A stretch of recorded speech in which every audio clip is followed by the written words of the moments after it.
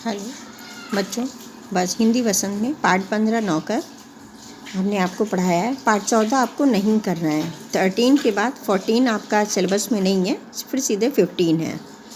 15 में हमने आपको बताया ये वसंत का पाठ है नौकर, जिसके राइटर हैं अनु बंदोपाध्याय। अनु बंदोपाध्याय जी ने गांधी जी के बारे में बताया, उनके जीवन परिचय के बारे में, कि गांधी जी किसी भी काम करने में मतलब छोटा नहीं समझते थे और किसी भी को नौकर चाकर नहीं माना करते थे। वे जो हैं जब भी वो वकालत में हजारों रुपए कमाते थे, तब भी हाथ की चक्की से ही रोटी और आटा वगैरह रोटी बनाया करते थे। घंटों मेहनत करते थे। और एक बार कार्यकर्ता ने कहा कि आश्रम में आटा कम पड़ गया है, तो आटा पिसवाने में, हाथ बटाने में गांधी जी भी फौरन उठ खड़े हुए। मतलब वो घर में इतना कमाने के बाद भी वकालत किए हुए थे विदेश से, लेकिन फिर भी जो है अपना काम स्वयं करते थे। आटा पीसते थे और सुबह प्रार्थना करते थे। आश्रम में जो भंडार का काम होता था वो भी वो संभालते थे। उन्हें गेहूँ अनाज पीसने में कोई भी शर्म नहीं होता था। एक बार उनके पास कुछ मिलने के लिए कुछ लोग आए, तो वो अंग्रेजी भाषा में अपने बड़ा गर्व दिखा रहे थे। तो गांधी जी अंत में बोले कि मैं आपको, जो आए थे उनसे मिलने, बोले कि मैं आपका कोई सेवा कर सकता हूँ, मुझे बताइए। तो गांधी जी उनके पढ़ने लिखने का काम सोचा कि हमको देंगे, क्योंकि हम तो पढ़े लिखे हैं।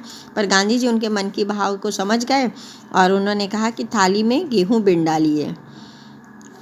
आगंतुक जो है, मेहमान जो है, बड़ी ही मुश्किल में पड़ गए, क्योंकि वो इस तरह के काम नहीं किए थे, अपने आप को पढ़े लिखे समझ रहे थे। गेहूं बिनने का काम दिए तो वो थक गए और गांधी जी से विदा मांग करके चल दिए। गांधी जी बहुत ही मतलब एक तरीके से वो हर चीज़ को, मनोभाव को पढ़ लिया करते थे। वो अपने काम खुद करते थे, भोजन परोसना।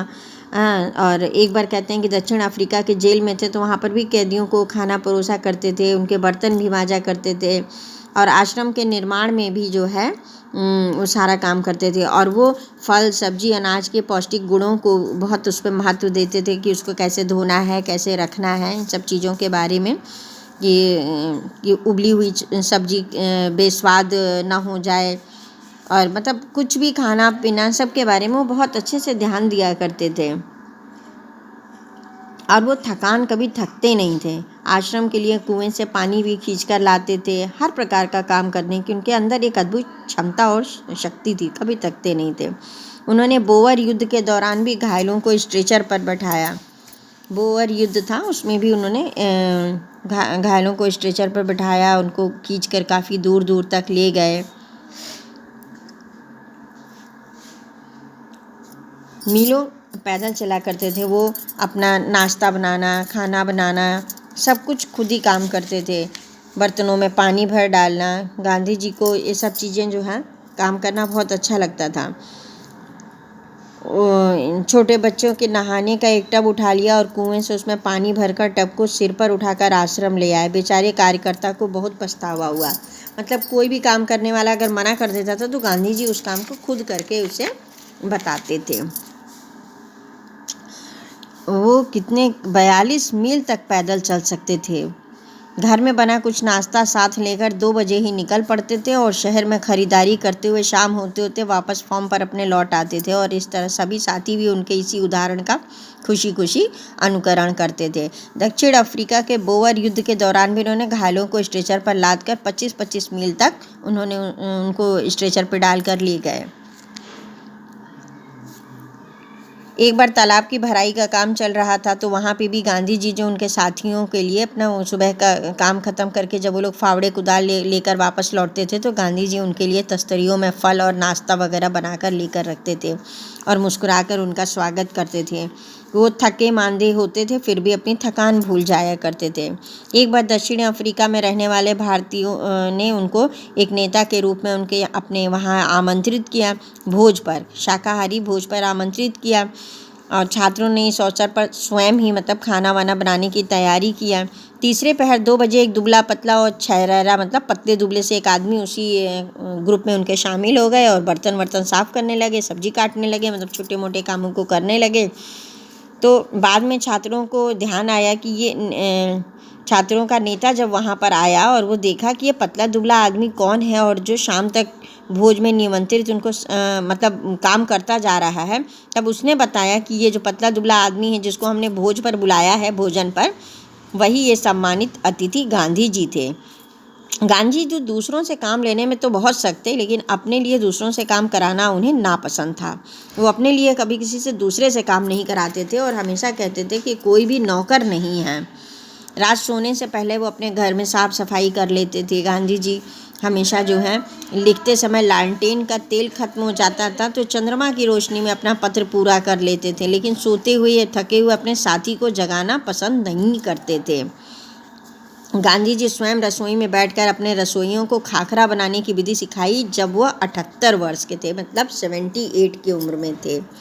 गांधी जी को बच्चों से भी बहुत प्रेम था। कहते हैं कि एक बार उनकी मित्र की पत्नी पोलक बहुत दुबली और कमज़ोर हो गई थी और उनका बच्चा दूध पीना नहीं छोड़ रहा था, उन्हें रात भर सोने भी नहीं देता था। और गांधी जी लंबे लंबे अपने पैदल चल करके भाषण और सभाओं को पूरा करके जब आते थे 4-4 मील चल कर, तब गांधी जी जब रात को 1 बजे घर पहुँचे तो श्रीमती पोलक के बच्चे को बिस्तर से उठाकर अपने बिस्तर पर लिटा लिया और चारपाई के पास एक बर्तन में पानी भर करके रख लिया ताकि बच्चे को जब भूख प्यास लगे तो वो उसे पानी पिला दें। और इस तरह से करके वो 15 दिन तक, एक पखवाड़े यानी 15 दिन तक बच्चे को माँ से अलग रखे और फिर बच्चा जो है माँ का दूध पीना छोड़ दिया और श्रीमती पोलक के स्वास्थ्य में सुधार होने लगा। तो इस तरह से इनकी छोटी छोटी बहुत सारी कहानी दी गई है। वो जो है मतलब नौकर रखना पसंद नहीं करते थे। नौकरों को वेतन भोगी न समझ करके एक मजदूर नहीं बल्कि अपना भाई समझना चाहिए। उन्होंने एक बार दक्षिण अफ्रीका में गोखले भी के साथ वो रुके हुए थे तो गांधी जी उनके दुपट्टे साफ मतलब इस्त्री करते थे, प्रेस करते थे, उनका पैर दबाते थे, इस तरह से सेवा छोटे मोटे करते थे। और उन्होंने कहा कि हमें किसी को नौकर नहीं समझना चाहिए और हमेशा उनके साथ भाई का व्यवहार करना चाहिए। वो आपने उनका श्रीमती पोलक की कहानी सुन कर के जाना कि बच्चों को भी बहुत प्यार करते थे। गांधी जी कभी किसी को काम करवाने के लिए अपने नौकर अपने को नहीं रखना चाहते थे।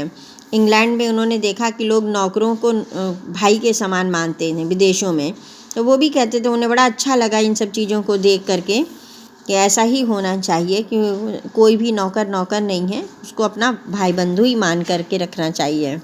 और जब वो उस घर से चलते थे तो नौकरों से भी विदा लेते थे कि मैं किसी को अपना नौकर नहीं समझता, उन्हें भाई या बहन की तरह मैं मानता हूँ। आपने जो मेरी सेवा का प्रतिदान देने का सामर्थ्य मुझ में नहीं है, लेकिन ईश्वर आपको उसका पूरा फल देंगे। नौकर को भी वो अपने सही शब्दों में उनके साथ वो सहानुभूति प्रकट किया करते। तो इस प्रकार पाठ का नाम है नौकर। और उन्होंने बताया कि कोई भी जीवन में नौकर नहीं है, अगर श्रम करता है तो हमें उसे अपने भाई बंधु की तरह मान कर रहना चाहिए और हमें अपने खुद का नौकर बनना चाहिए, अपना काम स्वयं करना चाहिए, नौकर कोई नहीं होता है। इस प्रकार ये हमने पाठ आपको कराया बेटा, समझा दिया। इस पाठ में मैंने आपको पाठ 15 में शब्दार्थ कराया है और इसके साथ ये प्रश्नोत्तर कराए हैं मैंने आपको। ये 1, 2 नहीं कराया है, 3, 4, 5 ये इतने प्रश्नोत्तर कराए हैं। इसकी नंबरिंग मैंने आपकी इसमें इसी तरह से करके रखी है। 1, 2 नहीं है, 3, 4 और 5 ये चारों प्रश्नों के मैंने उत्तर कराए हैं। ठीक है बेटा, ये इतना काम मैंने आपको कराया है और इसके साथ ही वर्कबुक से मैंने सिर्फ एक ये वर्क कराया है। ठीक है, ओके।